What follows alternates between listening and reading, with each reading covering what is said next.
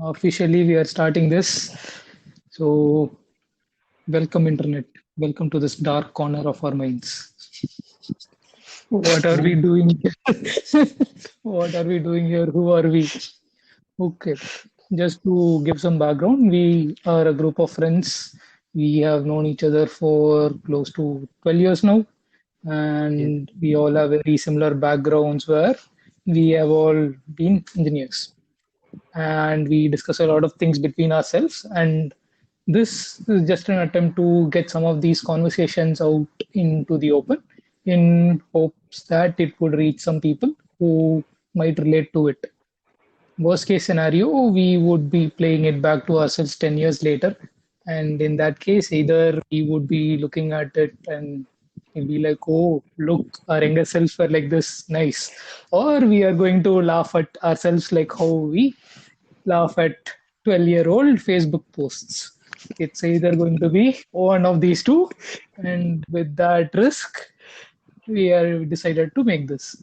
And yeah, the next thing is the name. The name is Plastic Collisions. So, Shankar, Shrideep, would anyone of you like to explain the name? Yeah, the name Plastic Collisions comes from our love of physics, like from back in the time. It's at school we used to enjoy a lot of stuff, nerdy stuff, and physics was one of the things that we used to geek out on.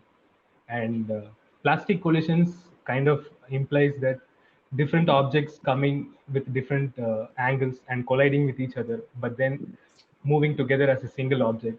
So our discussions, what we feel will be like that on different topics. We come from different angles, different viewpoints, and then finally agree to disagree on topics. I think that's why this plastic collisions kind of suited as a good name for our podcast. Yeah, and probably Right. gives us a way in which we can talk about physics if we want to as well. Yeah, that is a given. Yep. And yeah, the last thing before we start off is actually what will we be talking about in this, and what is our plan? Like, to give some background about this, yeah, we do not currently have any plan about what topics we are going to discuss. So anything under the sun is fair game right now. And we are a group of nerdy people thanks to our engineering background. So expect that in our conversations that will be there. And yeah, for now, the only plan that we have is steering clear of certain topics. We will be discussing a lot of things, but yeah, uh, we and what is going to be the tone of the conversation. So we will not be trying to prescribe things to people. We're not going to tell people what to do things, but it's just going to be a description of the world as we see it from our perspective Hmm. and some perspective, some new perspective we'll try to add through our conversations with each other right now. So that is going to be the tone. So yeah, you can look at it as a conversation between friends and which will lead to something. That is the plan that we have right now. So I guess I'll close my laptop right now and yeah, let's start then. Huh. Okay. So, Shrideep, Yeah, so from our discussions, we thought that the first episode would be about the fact that we live in a society and how that impacts all the decisions that we take, how that impacts how we see the world around us, and how people behave because of the fact that society has some unsaid rules or sometimes even said rules, and how that actually affects all the decisions that we take. So that is the topic we're going to talk about, and yeah, let's yeah. just keep the floor open at this point. What do you guys think is a unsaid thing in society that you have been affected by, either in the past or right now? Shrideep, nice. This is like a group discussion. I know, right? Yeah, so Okay. So, this Shrideep, like was you like were, Yeah, you were telling us you have a call with your parents in like another what 1 hour. So Hmm. are they asking you to get married? Straight to the point, huh? Yes, straight to the uh, point. yeah, well, not exactly Relevant right also. now. They haven't really started the topic of marriage yet. It's going on in the background, but they're not discussing it as of now. So my cousin got married last week, and because of that, I Oh, had nice. immunity from getting these kind of wise topics said towards me. They Okay. indicated it like, oh yeah, you're 27, you should probably get married sometime soon because you're lonely there in life. But Yeah. um, it hasn't become forceful yet. No, so Okay. this is just because I don't know, quarantine. I'm supposed to be in India right now, technically, if it weren't for the virus that's happening in the world. So I guess they miss me. I don't know.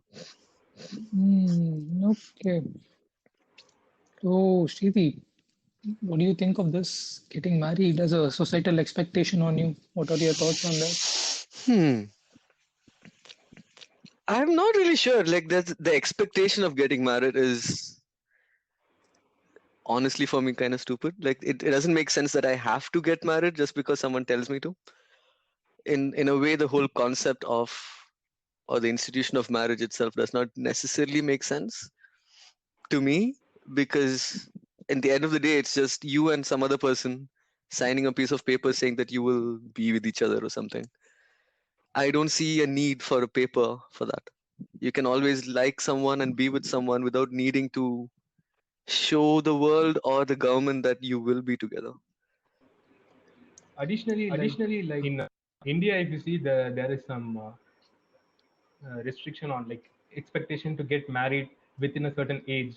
Like if you get married uh, beyond 30, it's looked up frowned upon or something. By it should be like by 30 you should be married or you have some kids. So that kind of expectation is kind of a bit of an unsaid rule in society, right? So what do you think about that?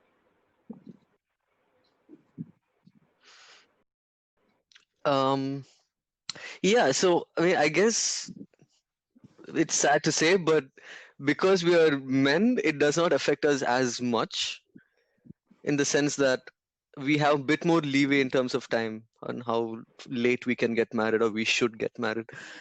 But in general, I don't see the necessity of it being looked down upon just because you don't get married by, for example, in our case, 30. I, yeah, there is no good reason why we should get married by 30, I feel. And in the world that we are right now, I don't think most of us are even in a stable place at 30, or at least I am not. So I can't see myself being able to support another person or being able to, yeah, Right, you get what I right. mean, But right? right, but Yeah. let me present another point of view to you to think about. So let's I'll take the example of say my grandfather Hmm. and my grandmother. By 22 or 25, probably my grandmother, I think she had 4 kids. I don't think she was ready to have 4 kids. I don't think the family was in a state to support 4 kids, but they did it anyway. Whether that was successful or not is not something to debate upon right now. But in the sense of expectations and being ready for it or not, what do you think? People have been doing it. Like definitely, it was a different time. The Yes. expectations were much different. But what are your thoughts? I guess when you go back to your grandfather or grandmother's time, I guess the expectation of marriage was a completely different thing. Like being together with someone, being having someone with you, it seems to be more important than actually being happy, right? Nowadays, we value happiness more than companionship, at least at this age, right? So for them, like being together for like 30, 40, 50 years seems to be like a big success or a big achievement for them. So that they would have considered it as more important. But today we have so many other things that we consider more important, right? So we can't like go back and look at the same standards. My grandmother, for example, was married at the age of 30, so you can't like say we Okay. can continue to have look at the world through their standards. So you said that back then it was more about companionship and not necessarily happiness. I mean, in one way, I don't see that companionship should not lead to happiness. That is one aspect of it. In a way, what I think is back then it was not necessarily about companionship, but more about the ability to continue your bloodline and have, like, for example, people used to work in farms back then. You need more kids to do stuff at the home or in your business or in your farm.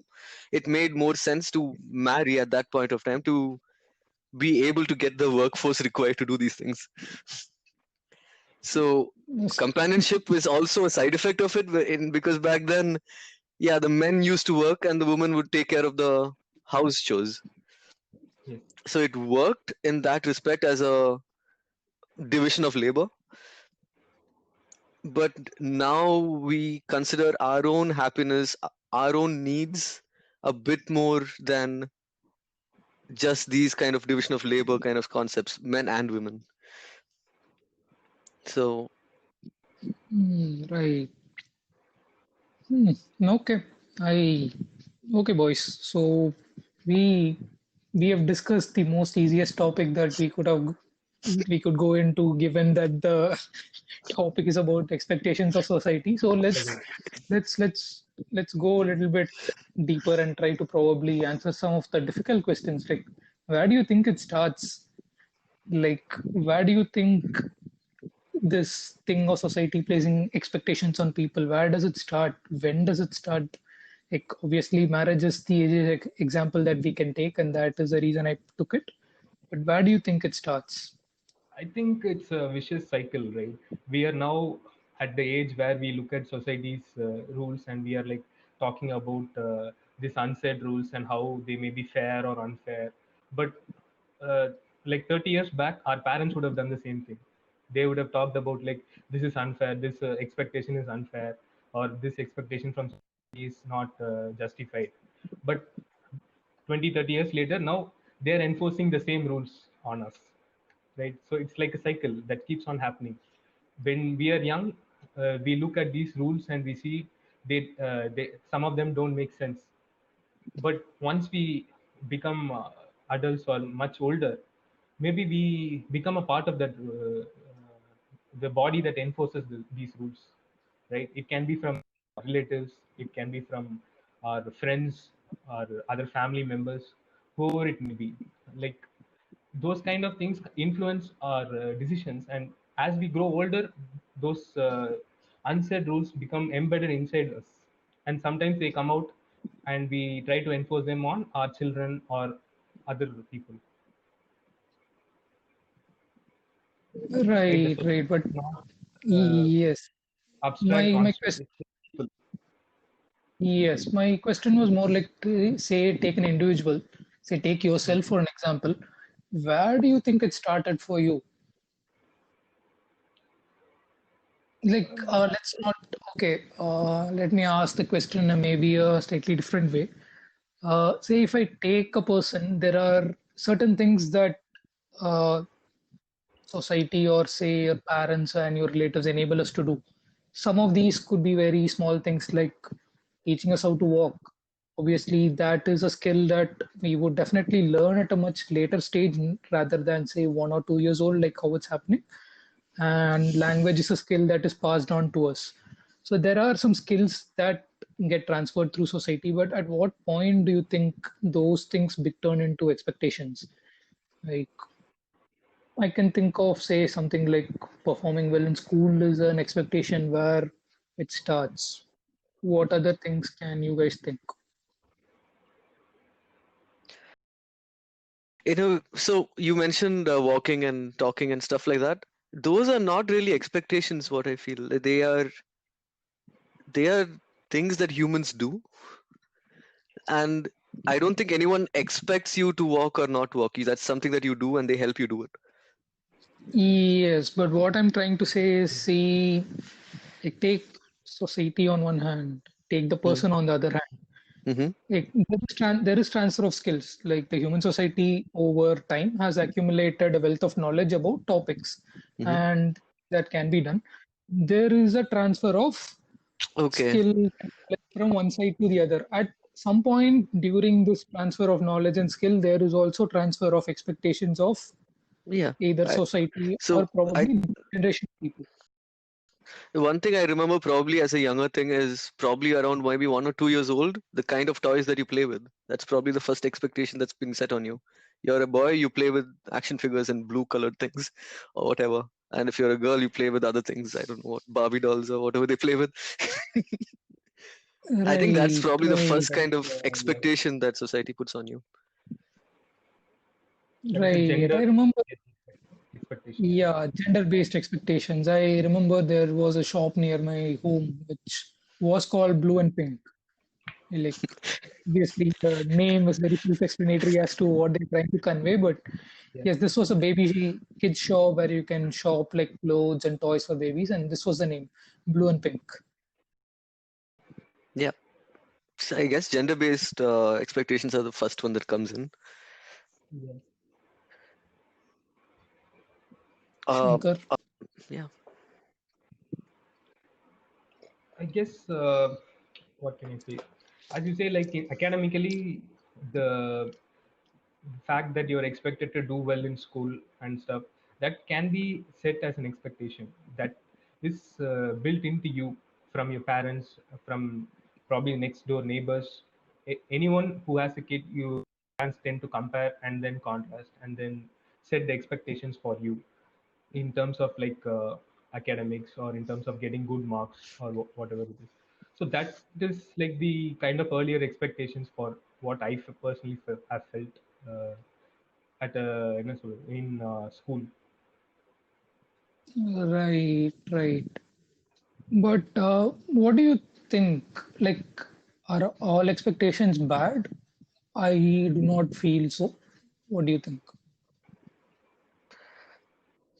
I guess expectations in general, we can't classify them as good or bad. Like it depends on what impact it has on us, or what impact it has on any person individually, right?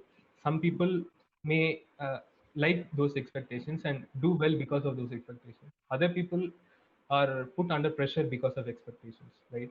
So you can't generally classify them as good or bad uh, in for a general people. Like you have to look at how it affects the person that you're talking about. Like, but as you say, in there could be positive expectations also. Like there are like how you sit or how you behave in front of an adult. That in general is a good expectation. Like it helps you with good posture, good back strength, and other things.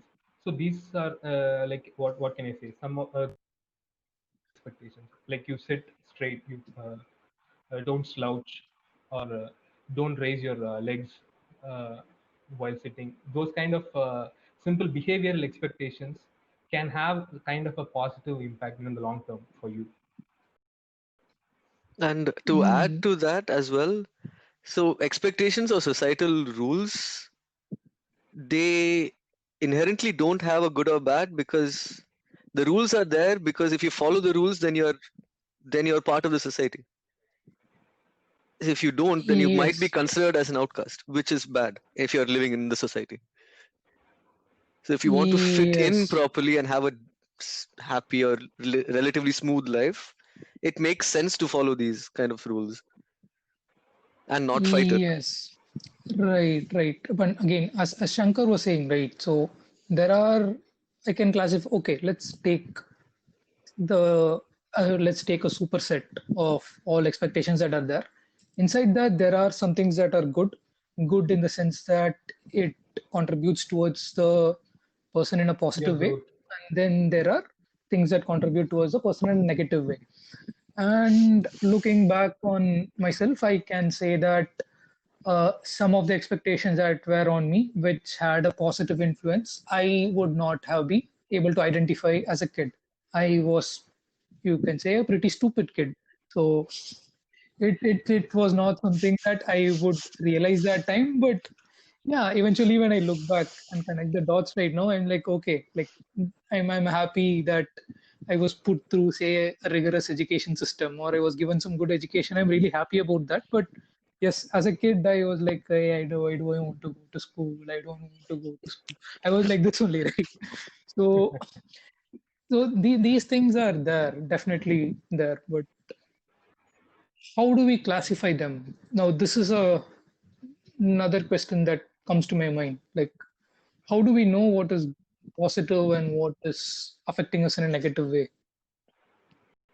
It is subjective, isn't it? Like, for example, you just made the example of you don't like going to school. That is it because you didn't really like going to school, or was school really just bad and you didn't want to go there?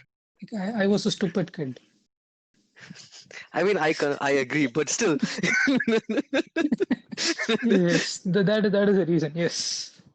I guess like the most important thing when we try to decide which can be a good expectation, which can be a bad expectation, is like to see like the reason behind those expectations instead of blindly enforcing those expectations.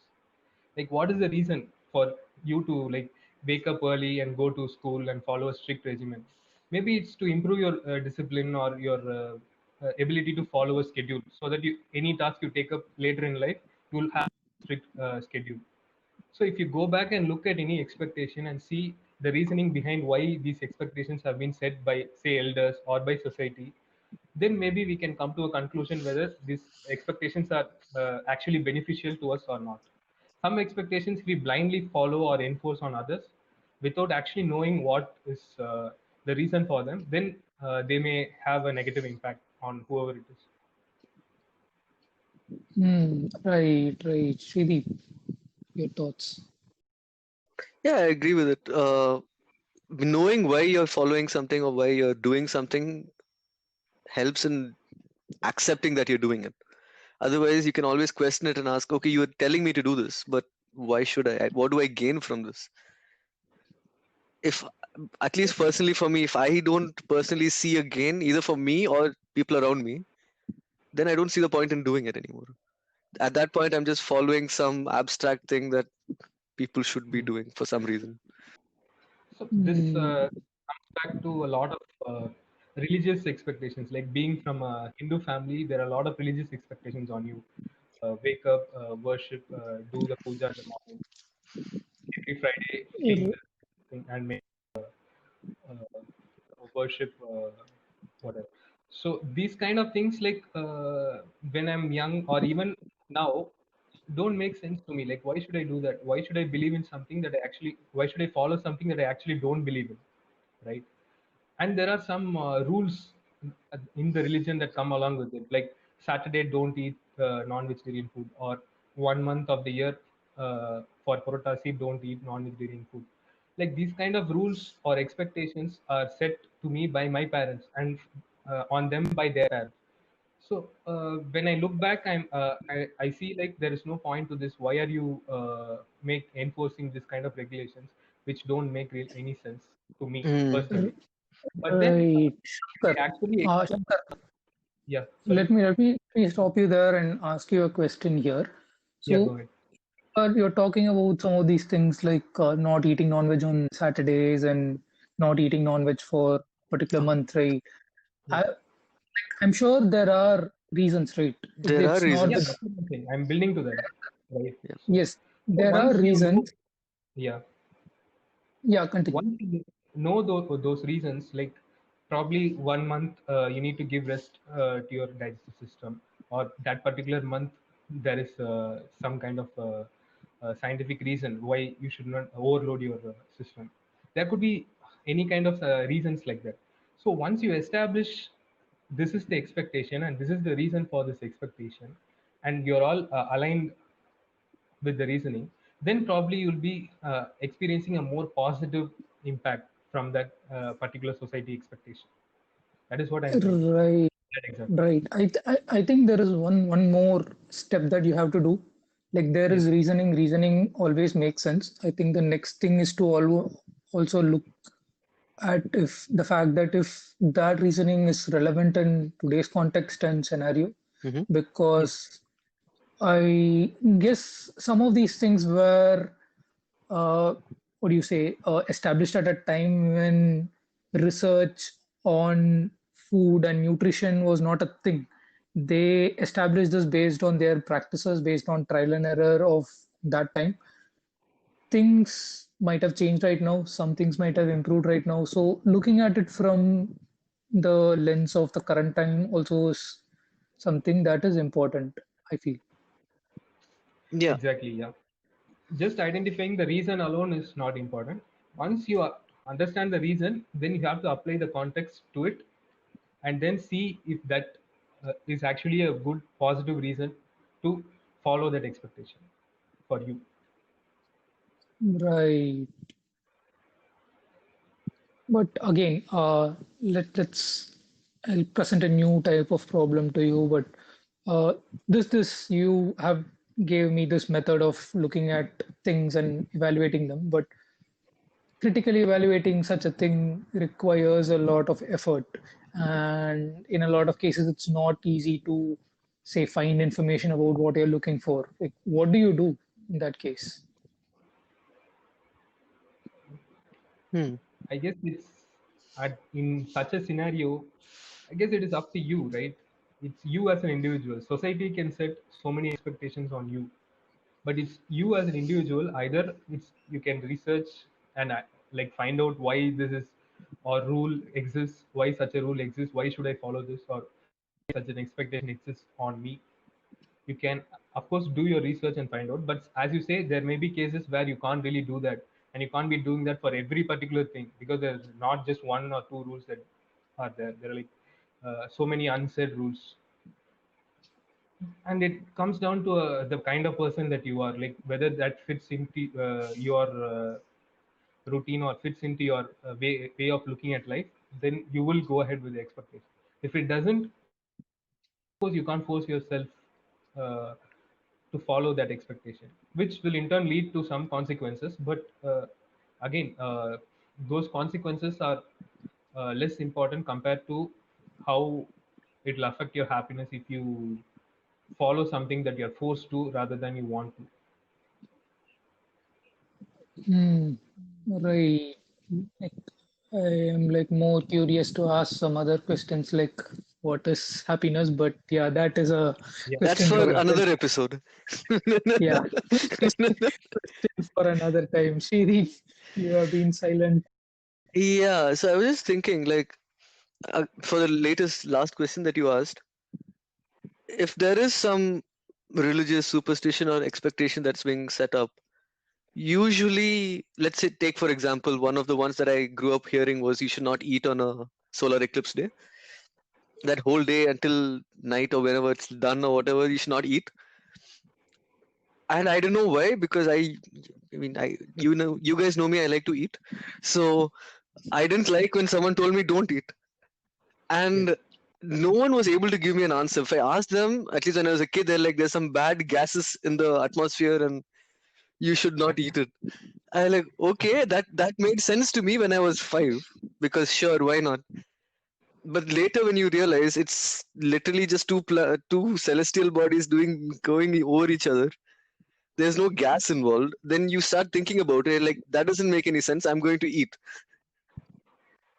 and Right, but so then usually you can just make a scientific or a logical deduction based on what you already know about the world. It made sense maybe in the year 1000 when people didn't know what an eclipse was, but it doesn't work anymore. Same, for example, when they say you should not cut your hair after 5 p.m. or something. Made sense when there was no bulbs because you can't see what you're cutting. But there is light now everywhere at 24/7 if you want it to be. right, right. With the solar eclipse example again, that's a very interesting example because I've seen the reason that people have given not to eat during a solar eclipse change slowly over time. But whatever explanation they give is something, it logically makes sense, even though I never try to scientifically verify anything. The explanation always is something, but the outcome is indigestion. You will face indigestion if you eat it. Hmm. Yeah. I've And the outcome was such that I've never wanted to do this experiment on myself. I'm like, okay, like, fine, 2 hours. I'm not gonna eat. Cool. I know. Like uh, I've grown to accept this, but then like I don't want to test it. yeah. So And they made it in such a way that you don't feel like you can test it out. They've yes, added. and I don't think, like, at least I don't know anyone of my friends or family who have actually gone and tested this hypothesis of like eating during solar eclipse. Yes, I have.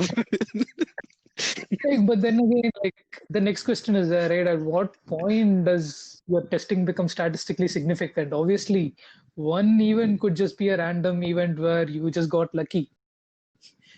Like no. No, see, here's the thing. Like, I don't see any real explanation why I should get indigestion just because two things that are millions of kilometers away from me are overlapping each other. It doesn't make any sense to me. Why should that affect me in any way?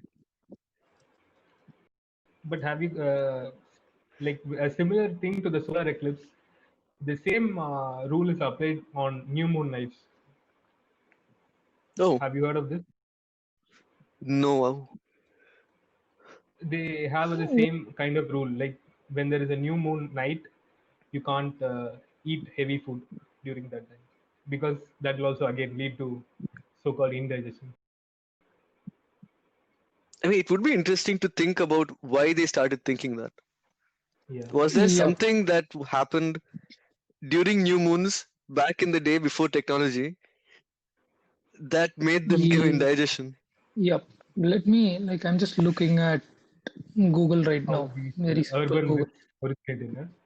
Why not to eat during solar eclipse? And Times of India has given a very nice short Yeah, it's a very description. reputable source.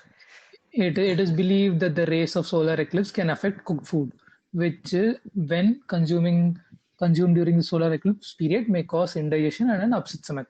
Hmm. Few researchers have accepted the fact that eating during solar eclipse can cause indigestion, but again, no one has conducted a scientific Right. There research. is no conclusive evidence. I would say that is the case because this expectation is so simple. Like, don't eat for 2 hours. You're not going to get an upset stomach.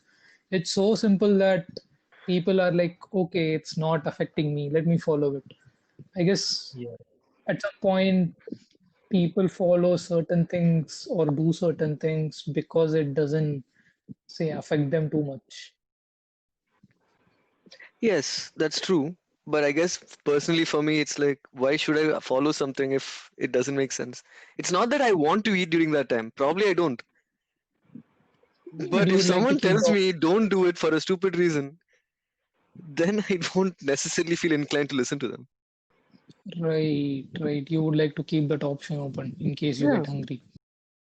Yeah, what if I want to Exactly. snack and have chips or something? I don't know. Okay. Huh. Ooh, nice. Okay, again, I feel like we're more treading into shallow waters of easy topics. But Easy again, pickings. Yeah. easy pickings, yes, easy pickings, which we can always, hey, what do you say, bash upon. Hmm. Yeah. Uh, there are definitely more, a lot of other things. And one of them I remember is Shankar taking engineering after school, becoming an engineer. Yeah. I guess that is very specific to India. Yeah, that is Yes. Like very specific to India, right? students don't have that many options.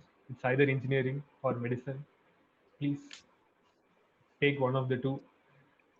I mean, the fact that there are only two options or only two options are presented to us is more to do with less to do with society and more to do with us also. Like we ourselves don't know that so many other streams exist and there is no like attempt to like search and see which may be I uh, suitable yeah. for us.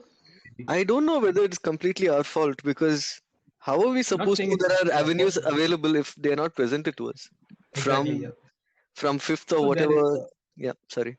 there is no process kind of set up so that from a certain age we can like plan what we have, what we can do. Like what I'm saying is there is no like variety at school. Like it's just science, maths, and English that we are learning. Apart from that, there is no like actual world stuff that we are learning, like some crafting or some automobile engineering, something. Like there should be something at school that will like enable us to think, okay, there are alternate uh, career options for us. But no, everybody studies the same science, math, everything. We are not exposed that widely to a lot of things that are actually viable career options. And So when even if we, we Right. are even if we are exposed to it, for example, in 11th or 12th, we had some course where we do some electrical engineering kind of thing. I don't remember its name anymore. I And it think was that is basically the ultimate blow off class. We didn't do anything there. We were making fun the of everything. I think it's called engineering gadgets or electronic gadgets or something. Something like that. Yeah, Do you remember this EG. class, Suji? easy. Yeah, Yes, of I course. Yes. remember. Easy. It existed, But but no one gave a crap about it. Yeah, yeah, Shankar, let me like throw another question at you. yeah. Like Go ahead. at that age, do you think you would have been able to make a decision on what you wanted to do? No, not decision per se, but at least we'll have like more exposure or more knowledge in our head. Like, so at a later point when we actually have to make a decision, we can use all this information and then make the decision. Right? Only if we have exposure and knowledge, then we can make a good decision for our future. Right? If we don't have that input itself and we are rushed into 12th and we are faced with the decision of which college to choose, then we have only engineering and medicine at that point because everybody else is doing it. Hmm, That is the reason we give. Everybody else is doing it, so let me also do it. right, like the education system needs to be improved. That is Yeah, that is the yeah, solution, I guess, to whatever you're saying. Huh. But again, topic for another episode. exactly. But But it is My an expectation, though. It is in general, even if we were exposed to it. Let's yeah, say the that is education system is different. Let's assume this. Even then, at 10th, our parents would be like, yeah, take bio or whatever. Like, they won't say, yeah, yeah. do arts. They won't let you do that, pretty much. I guess that Unless, is the unless, unless you're considered to be really stupid. Hmm. In which case, they like, just do something. That's literally what happens. Like, it's unfortunate that in India, people who do arts are considered to be dumb. Controversial. And it's controversial. controversial. And let's be honest, we also did something. We had a similar mentality for the beginning of bachelor's as well. When we started out, we were like, humanities No, dudes. Yes. Like I clearly established at the start itself that I was a stupid kid. So Yeah, oh yeah, we were pretty much dumb and just followed yeah. basically Now society's things so for a that's while. the sad part. Now that we have gone through the whole process and moved past it, can we still affect change? Like now that we know that we have more opportunity, more choice, can we still affect change? No, because our parents, our society still expects that only if you do engineering, you get a good job, good Yes, salary. but we have more power over our future generation if at all we have future generations. Exactly. Right. So I Like guess we we'll another have cannot more say. question mark. Yes, but but yeah. get like I guess you will also get this. Like you will get calls from relatives or calls from friends or family friends or friends of your parents, like asking for opinion. My Mhm. son is finished 12th. What do you suggest for him? Like that. So my first answer to that is please first ask him like what he's interested in, like what he wants to do personally, right? Yeah, Just but the because parents I don't care. how do you clear IIT? First question. Yeah. As if I have some shortcut to clear Yeah, IIT. it's the worst question to answer. How do you clear IIT? Like, Yeah. I don't know, man. It happened. Maybe I didn't have a life for 3 years. It happened. So So if the kid wants to do some business or commerce related, yeah, let him do that. Yeah, a lot of people are doing well. Like after doing commerce, they're doing MCA, chartered accountant. Hmm. So many other options are there. Yeah, there are so many career routes that are viable. Yeah. Just need to do it. And there's no point, at least in India, in having more engineers. There are already too many engineers, and we don't need more. Like and it's not like the quality. Okay, fine. Actually, we need good engineers more, probably. But there is so many engineers that yeah, it Controversial doesn't. views. I mean, no, I include us as well. Honestly, I include us as well. What are we I doing? mean, half the population Ah, still thinks that engineers only construct buildings and bridges, right? VIP, you've seen that. And fixing TV, Fixing the television. fixing Shankar, computer. Uh, as an electrical engineer, how many times were you asked to fix the light bulbs in your house? how as an electrical engineer, even my parents asked me like, why don't you fix the connections here? Why don't you create the plug point? So I stared at them blankly, like, come on, seriously? I need to be paid more for this. That's what your response should be. Yeah. Mm, Why don't you fix the light bulb? Come on. okay. We live in a society, Shankar. We live in a society. Unfortunately, or fortunately, yeah, we do. Hmm. Right. Eh, Can I move this to a slightly different direction now? Yeah, I Yep. guess we've talked about the academic system. Let's move to We have been talking, right? We live in a society, expectations of society, but what is a society? Like, uh, I'm, I'm not sure if you guys have read *Sapiens* yet. Yeah, and one of the things that is being discussed in the book is author says that a lot of society is an imagined reality, and by imagined reality, what he means is that it's just an idea in the minds and in the consciousness of a lot of people that it becomes true. A simple example of that is money. Money does not have an inherent value. Money has value because we have given it value. Hmm. In a similar way, society is something that has been conceived in the minds of people. And this happened, say, thousands of years ago when, say, the early Homo sapiens decided to settle down in an area. They decided to form their own agricultural societies. They lived together in small villages or towns of that time. And that is how this idea of society came up. And in that, to coexist with each other, and each person had to have their own role in it. One person had to be a farmer, one person had to take the role of a protector, guard the crops and the people at night. Some people had to take the role of caretakers. They had to take care of the kids. They had to take care of the livestock. So each person had a role, and the key thing that is being mentioned here is that to continue being part of a society, you have to believe in this idea of society. And at a point, it gets so big that an individual who decides that they do not want to be part of this because it is an imagined reality cannot stop it because it is too big for an individual to get out. And let's say this thing, whatever society we have discussed right now, extended over several thousands of years, is where we are currently right now. We exist as a city, we exist as a state, we exist as a country, we exist as a world as a whole. And then at each of these levels, I feel we have a role. In addition to this, we have our work, we have roles at work, we have a lot of expectations. And looking back, everything is an imagined reality.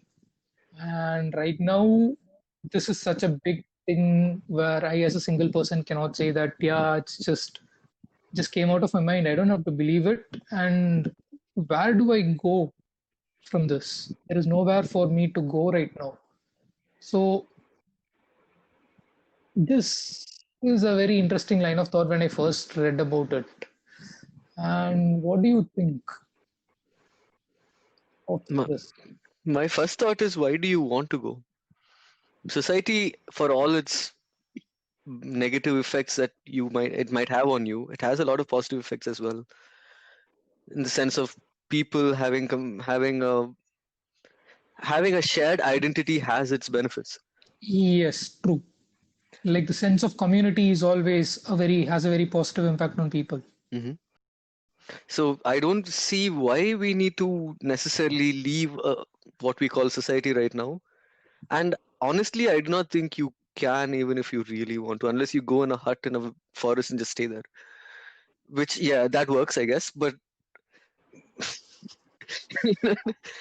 otherwise, I Difficult. think what we can do is try to either change the rules to suit ourselves a bit. That's probably the only thing we can actually do. And societal rules have changed over time. Almost all the rules have changed over time. It's just that collectively people decide, let's change it pretty much, and then it changes. Yes, but the time scale is huge. I It think is. that is something that people cannot accept. That like when I say I need to see some change in society, and it's going to take like 60 years. Hmm. 50 years later, I'm going to be there, but I No. would like to be a small part of, or I would like to contribute to that change, which is going to not probably happen in my lifetime. I think that's Yes. a very long term perspective for a lot of people to say, see, and accept. Yes. Humans are inherently incapable of thinking long term. They can't. We don't live that long, so we can't really think or plan or want to execute it for that longer term. In most cases, Yep. you'd expect immediate change, and you'll do something to make a change now for yourself, maybe. But in general, making a long term change is not something we are good at. Right, right. Shankar? Yeah, so I also agree. Like the change in society will happen over time. It will not happen in one lifetime. It will not happen in our lifetime, right? It takes years and years of it. And also there is a case where it kind of repeats. Like after a point in time, some rules which are considered obsolete will come back. Some rules which are active today will go obsolete, right? Hmm. So it is again a cycle. Like at that point, the humans who live in that society, whatever they feel is comfortable as a group will be set as rules during that time. Is what I think, right? Not all rules can be like good or bad or followed or not followed. It depends on you as a person. That you can decide to follow some rules, but you can't like uh, change everything instantaneously. Right. And what is good and bad also depends on your ethical code, right? Your or the collective ethical code. Back then, everyone agreed that this was bad, and therefore it was bad.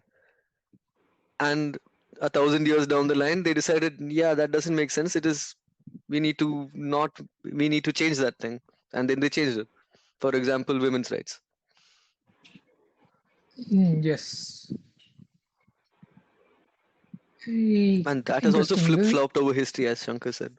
So, like I'm getting a very interesting analogy based on what we've been discussing so far. Like I'm just imagining society like a computer operating system. I have a computer. It has an operating system, hmm. and I cannot imagine what I am doing, or I cannot imagine an analogy for myself. But imagine that for a normal computer system to perform, there are certain rules that certain things have to be followed. Say if I open Word document in my computer, there are going to be some background processes that are running. These processes are going to run by certain rules, and when these rules execute, whatever I want to do, I can do it. And I feel like we're all part of like some huge operating system, human operating system, or humanity operating system, and we're all playing our small roles in that. And with kind of changes that we want to see. I'm just imagining them to be like upgrades to your OS, like install patch, women's rights patch installed. Okay, society has improved. That's 10 points. This idea seemed very nice to me. Install patch. Some patches take 10 years to install. I can't do anything but install patch. Yeah. Install patch and install patch. I'm Yeah. just thinking of technology like So this. basically, how you can see is like some patches require a huge change. Like they need to be able to modify so many files, so they take a long time to install. And there'll be lots Pretty of much bugs as well. very similar to that. Yes, and outside But of this ecosystem or outside of this operating system, the individual programs that are there, say Word, say Torrent, they're not going to make sense outside of this ecosystem. yeah, Hmm. Like Yeah. the OS gives meaning and identity to the apps that I run in it. Like obviously Google Chrome in can run probably in your Mac OS and in my Windows OS, but there will be certain things which probably do not have cross-platform compatibility, yeah. and they have to, or they are restricted to that ecosystem or that operating system. And what do you think of this analogy? I just thought of this, and yeah, in a very weird way, it's making sense to me. I mean, I can see the analogy working. So what you what you're trying to say and Yes. understand, and I can relate it to how society works. Like even the background processes thing. Like if you want to do a thing on Word, maybe that is some job. Like for example, you're trying to get your life or something like that. That can be analogous to creating a document on Word or opening a website on Google Chrome. So many background processes need to happen. Then only you'll successfully open that website or successfully save that document. Similarly, in real life also, if you want to do a task, there are so many background processes associated with it. Only if all those are running smoothly, your task will be completed. Yeah.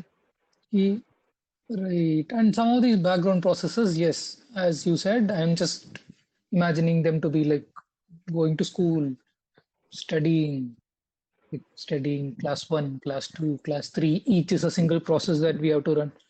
And when I look at things this way, yes, some of them are software changes which you can install as patches. Larger changes should be hardware changes. Like my laptop right now was pretty shitty. I need to change my RAM. Like unless I change my RAM, I cannot do anything in Yeah, this I hope you laptop. do this So before the next episode. Yes. That I'll will be try. the hope. I'll try. That is the hope. And how far can we extend this analogy? What do you think? Quite I think, far. Probably, I mean, if you think of it as actual code, you can think of Hmm. each decision or the output of a decision to be functions. And Ah, how you're, like, for example, you deciding your career path at maybe 10th or 12th, hmm. the default parameters are probably math or computer science or engineering, biology, whatever, those the standard stuff. But you input your parameter as art. Then there'll be like what happens if it is art, and there'll be like if else cases, and probably inner functions that has like disputes and conflict management. You can stretch this far enough and make it a whole AI thing. So, like when I look at things from this analogy, right? There is, say, for a program to run, there are in the back end, as you said, there are some processes running. There are some rules that are running in the back end, which, what do you say, which act as programming. Like there are default designs that work, right? So society, can I say that society is programming us in a certain way from the time when we are kids? There are certain programs that are running, like sit this way, respect elders program running in the background, go to Yeah. school program running in the background. There are a lot of programs that are running in the background, right?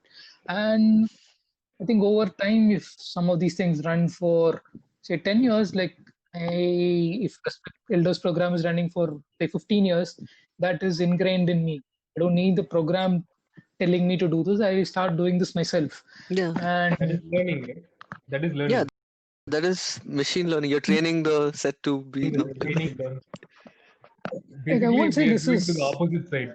Like we are like training machines to think like humans, but your analogy is like humans are like training like a machine. like I won't say this is training. This feels more like conditioning. Society is Yeah, conditioning us to do certain things, and it feels similar to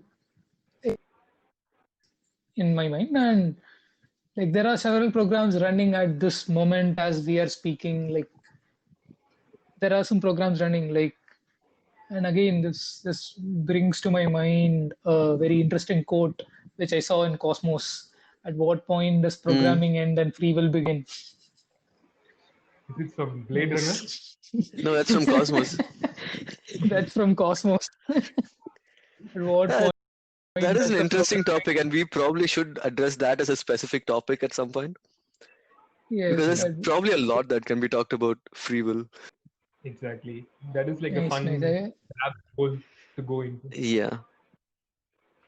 Like when I heard this quote for the first time, I wanted to bring it somewhere nice. Nicely, it has been I hope you're happy. integrated into this. We live Yes, in a I'm happy. society. Very happy. We live in I a hope you're society. happy. Yes, yes. Nice. Okay, nice. So, anything more, boys? Anything from your side? Surprisingly, yes, we have reached a 1 hour mark. Oh, We have? Oh, interesting. Okay. yes. That was good. Yeah, I feel like we tried to hit more than We one try to topic. hit, yeah, we try to hit a certain points, and I think we did decently well. I guess Not for us to judge. So, I society mean, will judge us on subjectively, that. I feel we did okay. Society will judge us on that. society will. We live in a society after all. Yeah. Well, let's see what the society says then. Yeah. Yeah. So I guess we can call it a episode. Right. Well, that was our debut. Thanks for listening. Please subscribe and let us know your comments. You can also find the audio version on Spotify, link in the description below. See you next time.